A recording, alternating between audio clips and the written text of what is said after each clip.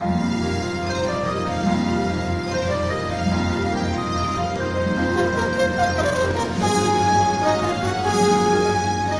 primera pregunta que los evolucionistas no pueden responder es simplemente el origen de la vida. ¿De dónde proviene la vida?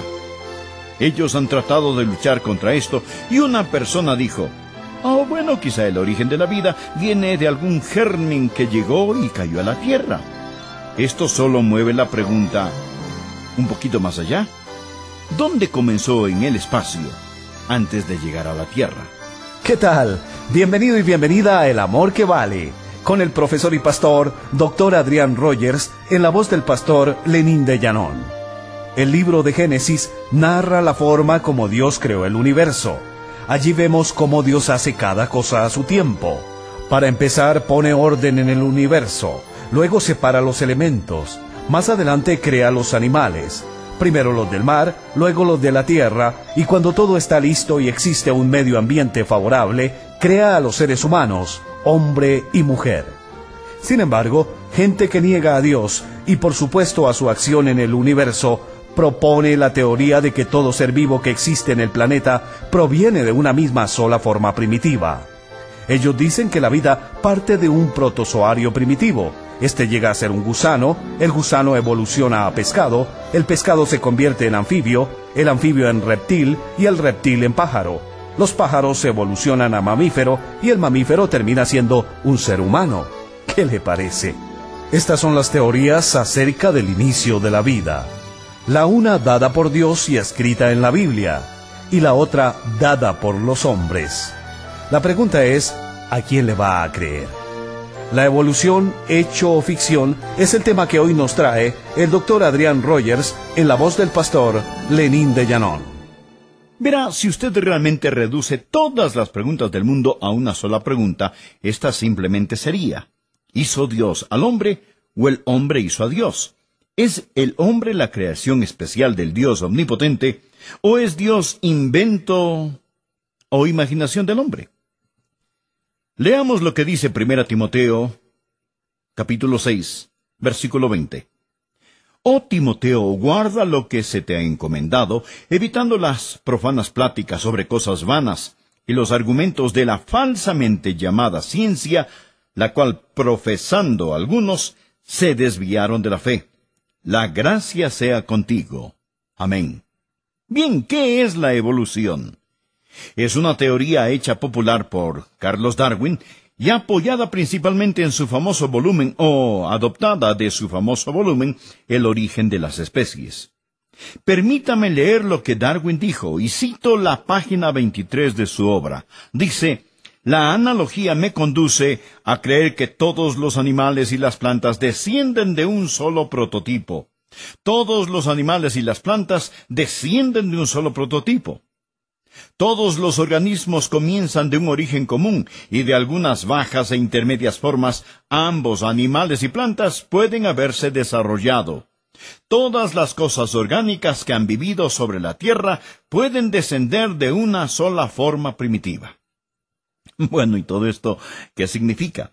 Significa que todos y todo se desarrolló de alguna partícula de protoplasma, de algas verdes, y de hecho que todo se desarrolló desde allí. La mutación significa que las cosas simplemente cambian al irse adaptando y naturalmente se seleccionan a sí mismas de su ambiente. Ellos creen que, primeramente, había un protozoario primitivo, que simplemente significa vida original. Y de algún modo ese protozoario primitivo llegó a ser un gusano completo. Y luego ese gusano evolucionó en un pescado. Y ese pescado se convirtió en un anfibio, y ese anfibio se convirtió en un reptil, y los reptiles llegaron a ser pájaros, y los pájaros llegaron a ser mamíferos, y por último los mamíferos llegaron a ser hombres. Supuestamente debe creerlo, que nada más tiempo, más coincidencia, iguala a todo. Que el tiempo más la coincidencia convierte las amebas en astronautas y las moléculas en monos y hombres. Mencionaré por qué yo personalmente rechazo la evolución. Y le daré 3 razones del por qué rechazo la evolución y deseo que usted medite en ellas. No quiero discutir, pero sí deseo presentárselas claramente para que quizás usted pueda comprender por qué mucha gente inteligente y preparada rechaza la evolución. Rechazo la evolución primero por razones lógicas. No es lógica. Y muchos inteligentes y bien capacitados científicos, escúcheme, no estoy hablando de predicadores evangélicos únicamente. Hablo de brillantes y bien preparados científicos que se están alejando de la teoría de la evolución porque la misma no contesta muy inquietantes preguntas. El doctor Newton Kamasian, un fisiólogo de la Comisión de Energía Atómica, afirmó lo siguiente: los científicos que enseñan que la evolución es un hecho de la vida son grandes farsantes, y la historia que cuentan puede ser la burla más grande de los tiempos. Al explicar la evolución, no tenemos ni una pizca de hecho concreto. Y esto lo dice un científico de la Comisión de Energía Atómica. No Adrian Rogers. El doctor Etheridge, del Museo Británico de Ciencia, a quien visité no hace mucho, dijo lo siguiente: 9/10 de lo que se habla sobre la evolución es un perfecto disparate, no fundado en la observación y totalmente sin respaldo de los hechos. Este museo está lleno de evidencias de la absoluta falsedad de su punto de vista. Y permítame decir que no está hablando ningún lunático religioso. ¿Quién dijo eso? Escuche al doctor Ambrose Fleming. Él era el presidente de la Sociedad Filosófica de la Gran Bretaña, y él dijo: la teoría de la evolución es simplemente el producto de la imaginación. ¿Pero quiénes están diciendo esto? Hombres brillantes, eruditos, que han sido reconocidos mundialmente. Dije que rechazo la evolución por razones lógicas. Permítame darle 4 puentes o preguntas que ningún evolucionista puede cruzar porque no tienen la respuesta. Y por ello no deberían decir que en las escuelas la evolución es un hecho. La primera pregunta que los evolucionistas no pueden responder es simplemente el origen de la vida. ¿De dónde proviene la vida? Ellos han tratado de luchar contra esto y una persona dijo: oh, bueno, quizá el origen de la vida viene de algún germen que llegó y cayó a la Tierra. Viajaba en un meteoro del espacio sideral. Esto solo mueve la pregunta un poquito más allá. ¿Dónde comenzó en el espacio antes de llegar a la Tierra? Pero la mayoría de ellos hace a un lado la pregunta, y por ello los evolucionistas tienen que creer que la vida proviene de la generación espontánea. Es decir, materia inorgánica, sopa prebiológica, lodo verde, algo se convirtió en vida. Es lo que ellos llaman una confluencia fortuita de átomos. ¿Qué le parece? Una confluencia fortuita de átomos, un destello de relámpago a través de algún tipo de sopa verde. Permítame compartir algo. Le tengo una de las más grandes citas.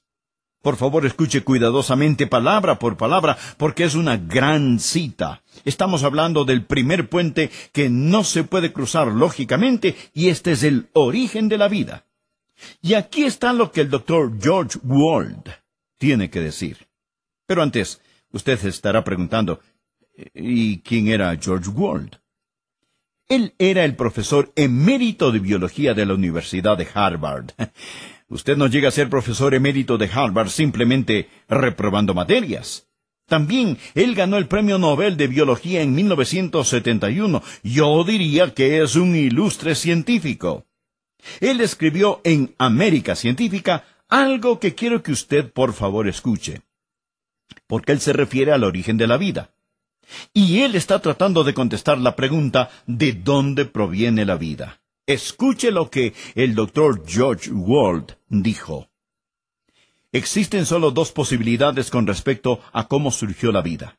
Una es la generación espontánea, dándose la evolución. La otra es un acto creativo sobrenatural de Dios. No hay una tercera posibilidad. Pienso que diríamos, bien, doctor, va muy bien. Y él continúa diciendo, la generación espontánea de que la vida proviene de materia no viva fue refutada científicamente hace 120 años por Louis Pasteur y otros. Él afirmó, eso es una imposibilidad científica. Lo hemos sabido por 120 años. Eso nos deja con una sola conclusión posible, que la vida surgió como un acto creativo sobrenatural de Dios. Hasta aquí vamos muy bien. Pero no se emocione mucho. Escuche lo que continúa diciendo el Dr. Wald. Usted tiene dos posibilidades. Una es la generación espontánea. Imposible. La otra, que Dios lo hizo. Ahora, concerniente al hecho de que Dios lo hizo, deseo que escuche lo que el Dr. Wald dijo. Yo no aceptaré eso. ¿Qué cosa? Pues la creación. Él dijo, yo no aceptaré eso filosóficamente porque no quiero creer en Dios. Por lo tanto, escuche bien, por lo tanto, yo escojo creer en aquello que sé que es científicamente imposible, la generación espontánea, resultando en la evolución. Lo que él dijo es, yo no quiero creer en Dios, por lo tanto voy a forzar a mi mente a creer lo que sé que es imposible porque yo no quiero creer en Dios. Agregaré que la evolución es una filosofía, es una tendencia. Es la mejor conjetura de la mente que no puede aceptar a Dios.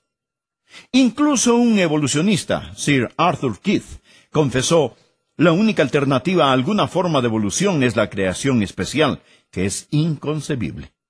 Dijo, es la única alternativa porque la de Dios es inconcebible. D.N.S. Watson, un científico, mostró su prejuicio cuando escribió, la evolución es una teoría universalmente aceptada, no porque puede probarse con lógica coherente de evidencias para que sean verdad, mas porque es la única alternativa. La creación especial es claramente increíble. Bueno, aquí hay otro problema. Un problema lógico que todo evolucionista tiene, y es la estabilidad de las especies, la fijeza de las especies, la idea de que una especie puede llegar a ser otra. ¿Qué dice la Biblia con referencia a esto? En Génesis capítulo 1, versículos 11 y 12, Dios dice lo siguiente.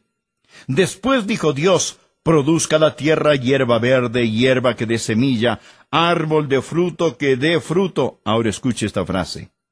Árbol de fruto que dé fruto según su género, que su semilla esté en él, sobre la tierra. Y fue así.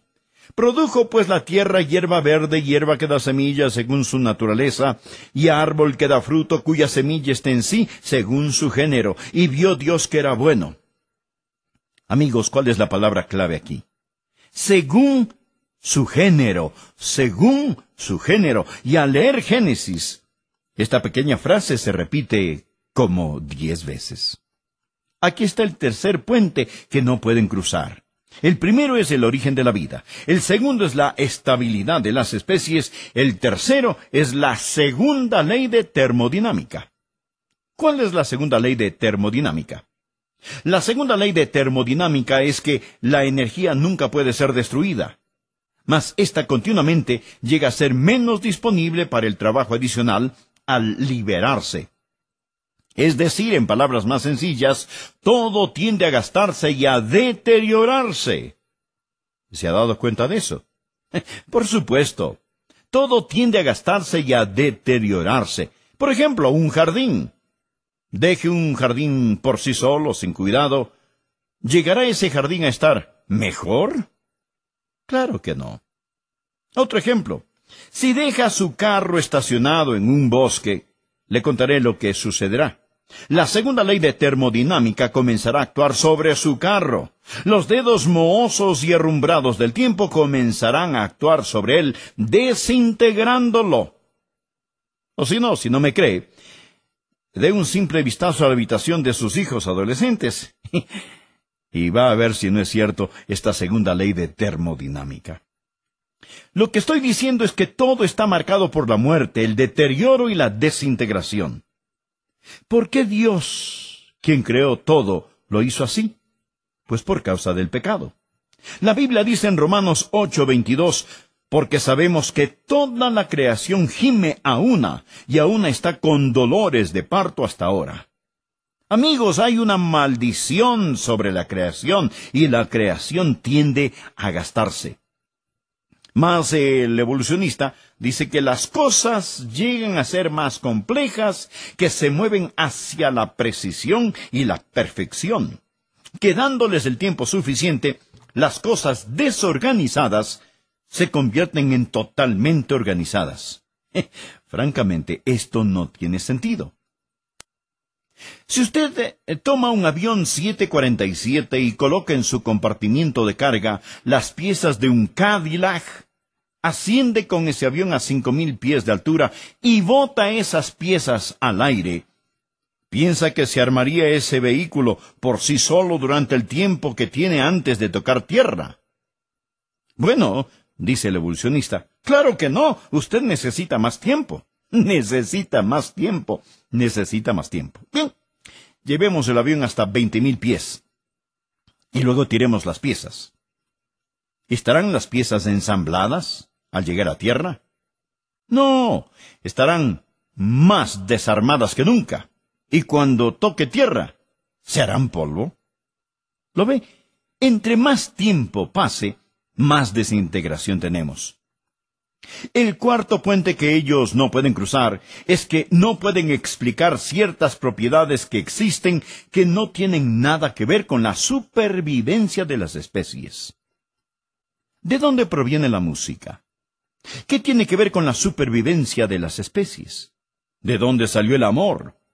¿De dónde proviene el honor y la dignidad?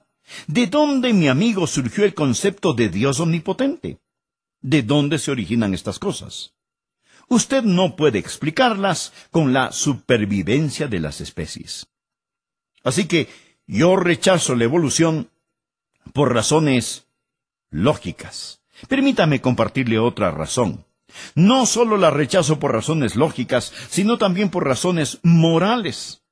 La teoría de la evolución es inmoral. Amigos, déjenme decirles algo. Cuando usted le dice a la gente joven que ellos son un accidente que simplemente sucedió, ¿qué hace esto? Los despoja de su dignidad, les quita propósito y les arrebata la moralidad. Nietzsche y Darwin odiaron a sus padres.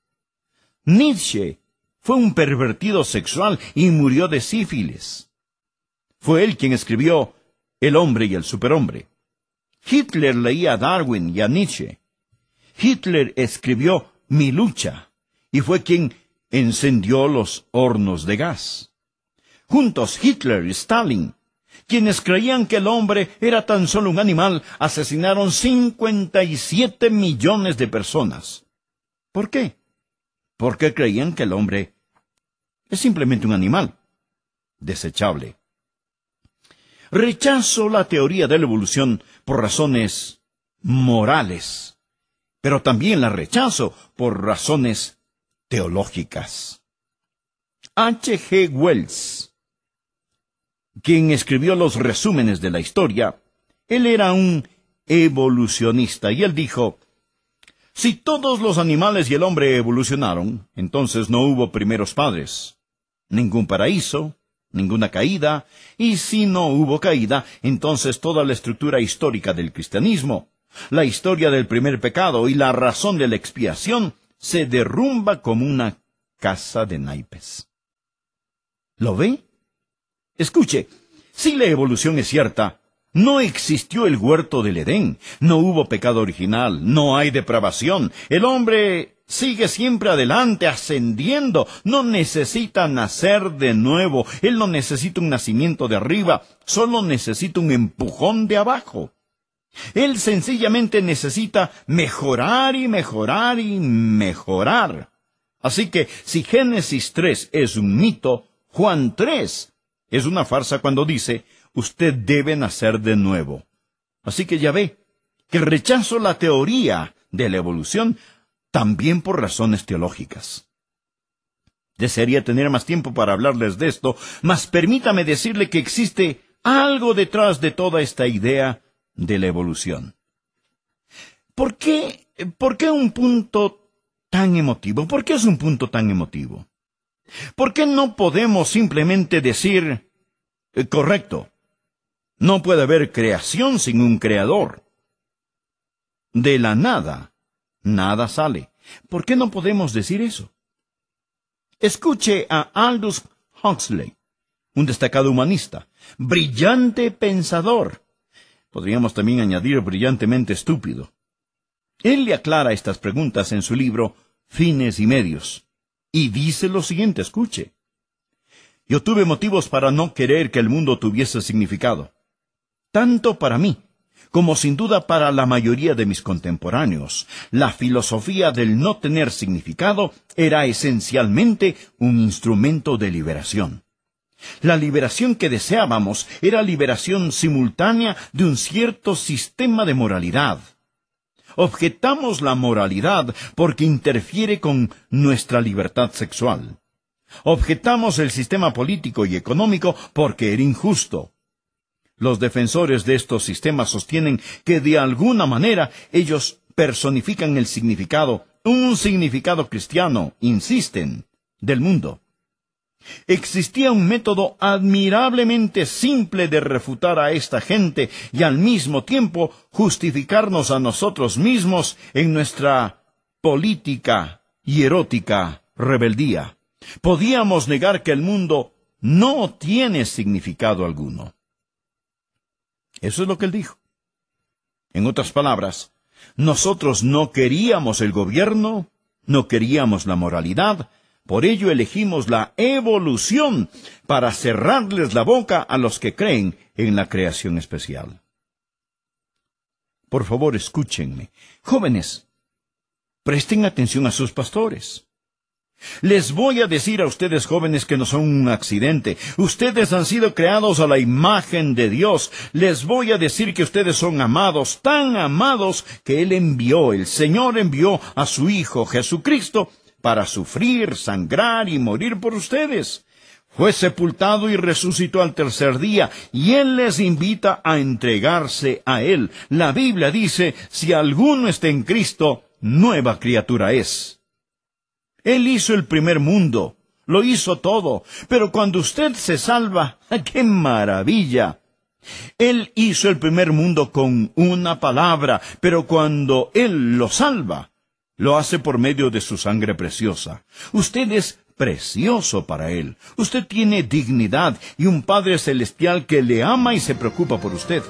Gracias por escuchar hoy al Dr. Adrián Rogers en la voz del pastor Lenín de Llanón. Esperamos que este mensaje haya sido de motivación para usted y que le haya ayudado a sentir el amor de Dios, el amor que vale, de una manera especial el día de hoy. El mensaje que escuchó hoy en El Amor que Vale está disponible en audiocinta o casete. Dicho mensaje es parte de toda una serie especial de enseñanzas que el pastor Rogers predica este mes. Si desea saber más al respecto, visite nuestra página de internet www.elamorquevale.org. En esta página puede adquirir nuestros materiales disponibles en español con su tarjeta de crédito.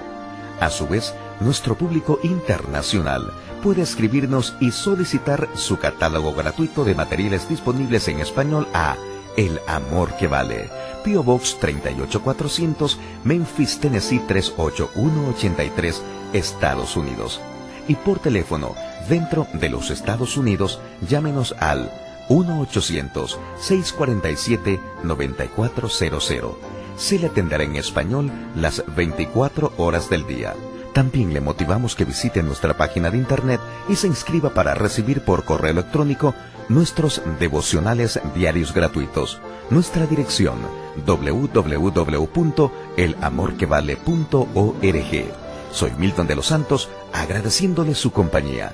Esperamos nos acompañe en nuestro próximo programa, cuando el pastor Adrián Rogers nos ayude a descubrir más acerca del maravilloso amor de Dios, el cual es el amor que vale.